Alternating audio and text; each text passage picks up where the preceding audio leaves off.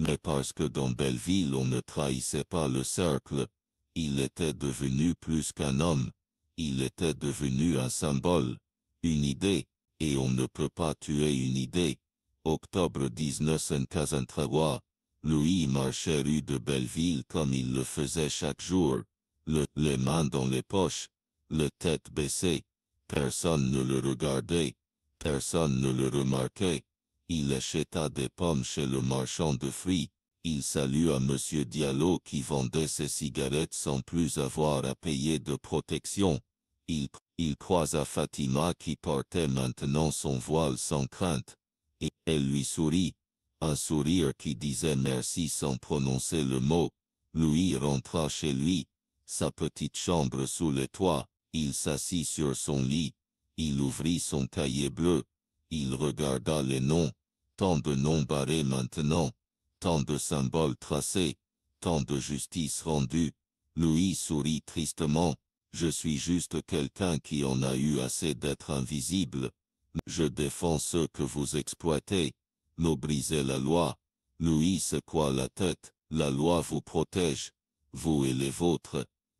La loi abandonne les pauvres, les faibles, les invisibles. Et vous pensez avoir le droit de faire justice vous-même, quelqu'un doit le faire. Monsieur se leva. Il s'approcha de Louis. Vous savez ce qui va se passer maintenant. Je vais vous livrer à la police. Vous serez jugé, condamné. Vous finirez en prison, et le cercle ne sera plus qu'une histoire qu'on racontera pour effrayer les enfants. Louis sourit. Un sourire triste mais déterminé. Vous pouvez m'emprisonner. Mais vous ne pouvez pas emprisonner l'idée. Le cercle n'est plus juste moi. C'est un symbole. Une promesse. Tant qu'il y aura de l'injustice, il y aura quelqu'un pour tracer le cercle et la croix. Mercier fronça le sourcil. Il sentait que Louis disait la vérité. Le tuer le messager ne tuerait pas le message. Emmenez-le, ordonna-t-il à ses hommes. Je vais appeler la police, mais avant que les hommes ne puissent bouger, quelque chose se produisit. Les lumières s'éteignirent. Toutes. D'un coup, la villa plongea dans l'obscurité. Des cris, des bruits de lutte, des coups. Dans le noir Louis était dans son élément. Il connaissait l'obscurité. Il l'habitait depuis toujours. Il se déplaça vite, silencieux. Un coup précis dans le genou d'un garde, un autre dans le ventre d'un deuxième. Il n'essayait pas de le tuer, juste de le neutraliser. Quand les lumières revinrent, un générateur de secours qui s'activait. Louis avait disparu. Une fenêtre était ouverte, les gardes étaient au sol gémissant. Mercier regardait autour de lui, incrédule. Sur le bureau en acajou, tracé avec un marqueur rouge le symbole, le cercle et la croix, et un message. Vous ne pouvez pas capturer l'ombre. Louis courut cette nuit-là. Il courut à travers Neuilly, puis Levallois, puis Paris. Il courut jusqu'à Belleville, jusqu'à son quartier, jusqu'à sa chambre. Il était en sécurité, pour l'instant. Mais il savait que tout avait changé. Mercier le connaissait maintenant. Dulac connaissait son visage. Il parlerait. La police viendrait. Le cercle ne pouvait plus s'opérer comme avant.